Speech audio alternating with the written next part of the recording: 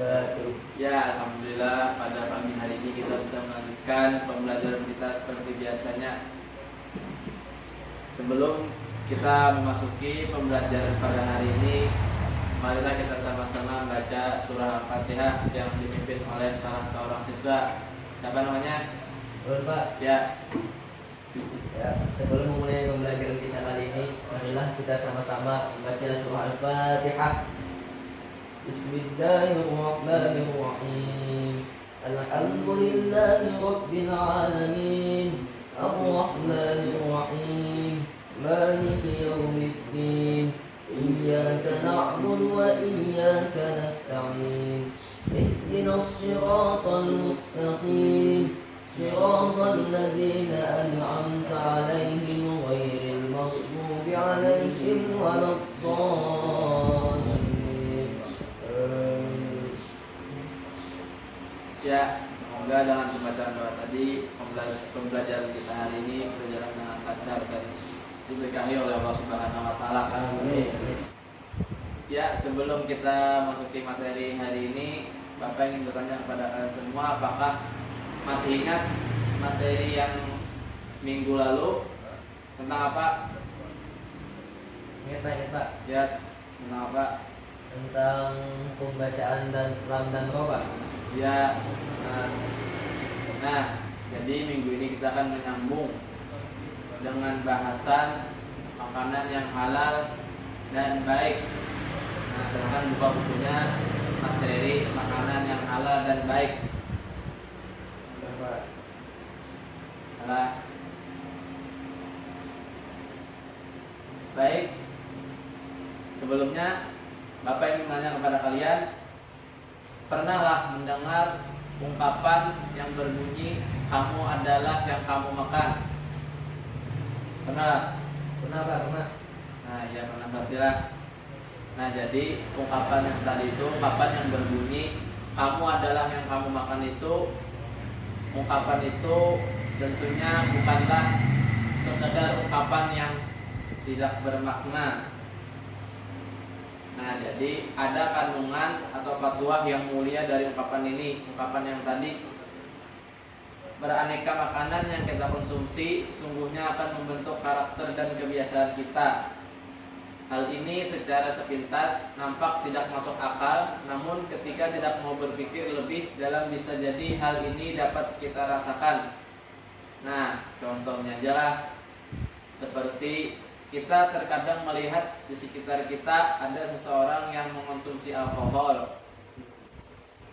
Dia nampak gemetar, mudah marah, dan emosi tidak stabil. Nah, itulah tadi bukti sederhana pengaruh makanan terhadap jiwa seseorang. Yang selanjutnya, Islam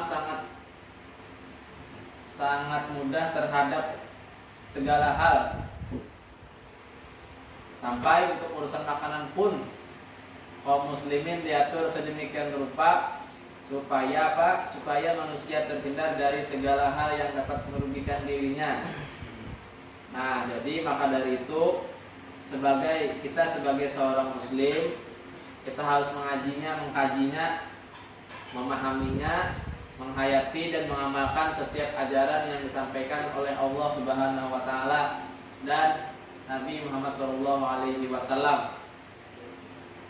Nah, di materi ini ada potongan ayat yang mengenai makanan halal dan haram. Ya, Bapak minta bantuannya kepada salah seorang siswa untuk membacakan ayatnya. Siapa yang mau tangannya? Rifki, Pak. Ya, siapa namanya? Rifki, Pak. Ya, baca semuanya, buka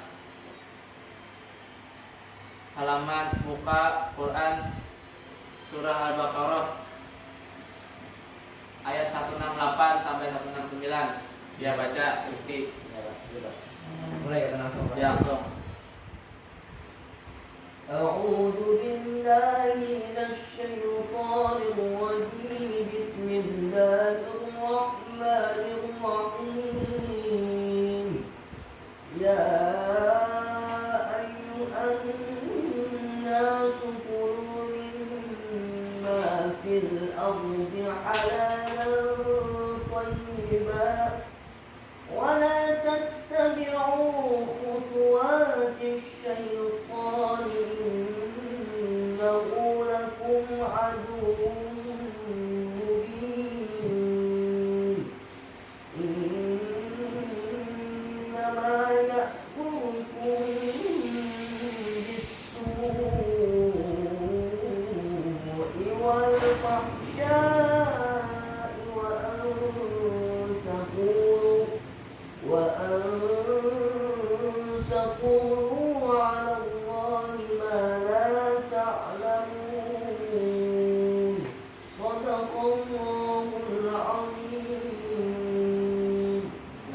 tadi ayatnya, dan selanjutnya marilah kita dengarkan terjemahan dari ayat tersebut. Setelah itu Bapak akan menjelaskannya. Ya, silakan siapa yang ingin bacakannya?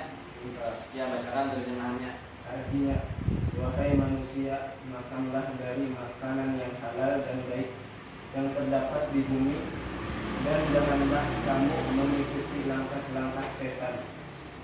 Sesungguhnya setan itu musuh yang nyata bagimu.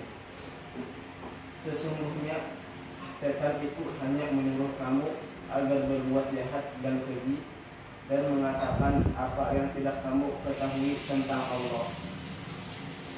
Sudah, Pak. Nah, itu tadi ayat dan terjemahan pada Quran surah Al-Baqarah 168 ayat 168 dan 169. Nah, Bapak akan jelaskan sedikit. Jadi Allah menyuruh manusia untuk memakan makanan yang halal dan baik. Nah, yang dimaksud makanan yang halal ini adalah makanan yang dibolehkan secara agama dari segi hukumnya, baik halal dari segi zatnya maupun hakikatnya. Sebagai lawannya adalah makanan yang haram dari segi hukum agama, baik haram secara zat maupun hakikatnya. Nah, makanan yang halal dari segi zatnya ini misalnya saja apa? Makanan halal dari segi zatnya seperti telur, nah, atau yang kita kenal dengan intalo. Nah, apalagi contohnya buah-buahan, sayur-sayuran, daging sapi, kambing, daging kambing dan lain sebagainya. Sedangkan makanan yang halal dari segi hakikatnya adalah makanan yang didapat ataupun diolah dengan cara yang benar menurut agama. Nah, kemudian sebaliknya makanan yang haram adalah makanan yang secara zatnya dilarang oleh agama untuk dimakan. Misalnya saja daging babi, nah itu haram dari segi zatnya. Daging anjing, darah, dan bangkai dan lain sebagainya. Sedangkan yang haram karena hakikatnya yaitu haram untuk dimakan karena cara memperoleh atau mengolahnya. Misalnya telur hasil mencuri, daging ayam hasil mencuri, uang dari hasil korupsi dan lain-lain. Nah, itu tadi contohnya. Misalnya kita memakan ayam. Nah, ayam itu kan halal. Tetapi untuk memperoleh ayam tersebut kita misalnya mengambil ayam tetangga.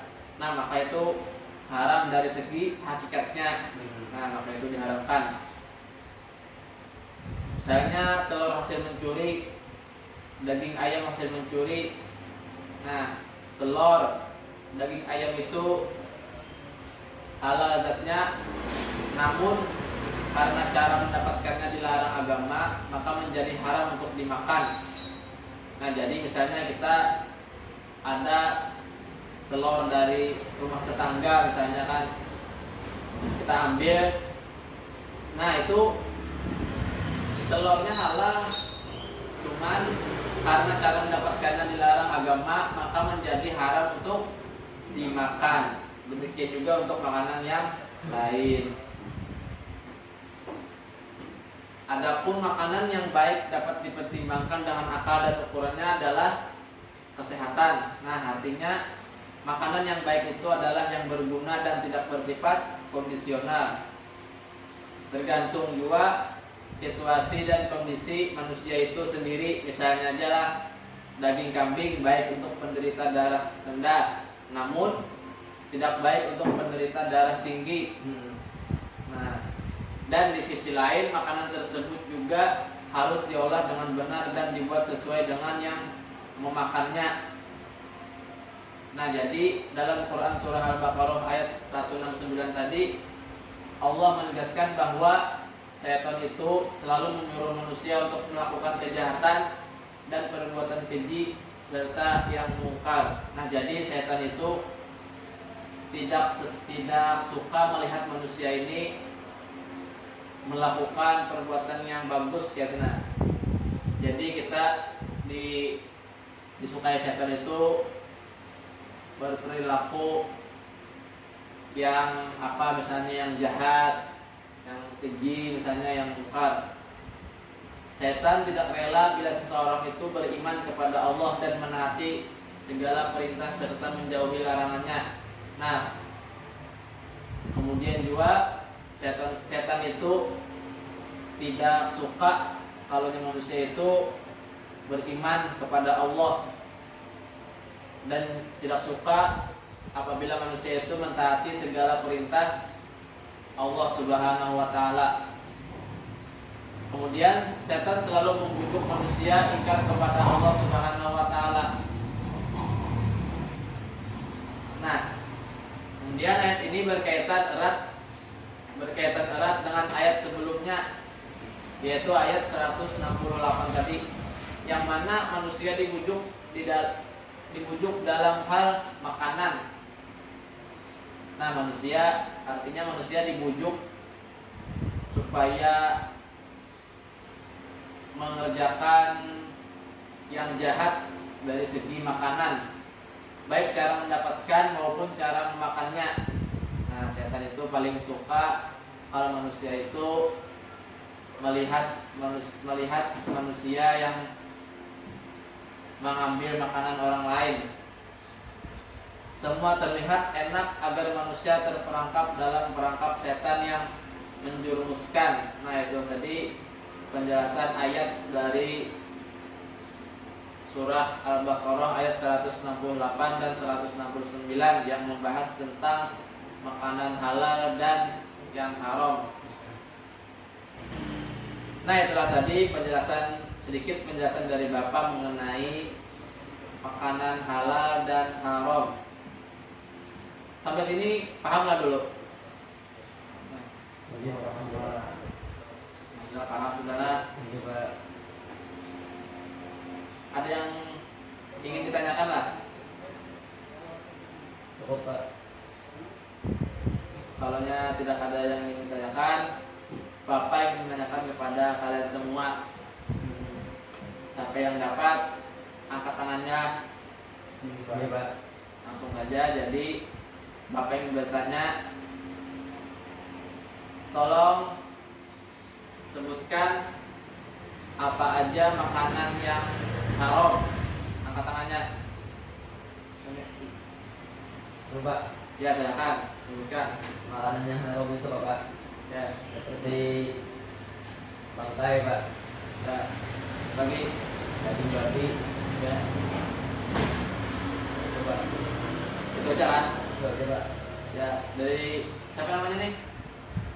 Nur, Pak Nur. Ya, dari Nur. Ada lagi yang nambahkan? Anjing, Pak. Ya, anjing lah. Nah, mungkin sudah cukup paham mengenai materi makanan halal dan yang haram. Ya, kalau tidak ada lagi yang ingin ditanyakan, sebelum Bapak menutup pembelajaran kita pagi hari ini, Bapak ingin memberikan tugas kepada kalian. Silahkan kerjakan tugas di buku LKS halaman 20 sampai 21 dan dikumpul minggu depan. Ya, kalau tidak ada lagi, Bapak cukupkan pembelajaran kita pada pagi hari ini. Semoga kalian bisa memahaminya dan mengamalkannya di kehidupan sehari-hari. Baiklah, untuk menutup pembelajaran pada pagi hari ini, marilah kita sama-sama mengucapkan hamdalah. Alhamdulillahirabbil alamin. Bapak akhiri, assalamualaikum warahmatullahi wabarakatuh. Waalaikumsalam warahmatullahi wabarakatuh.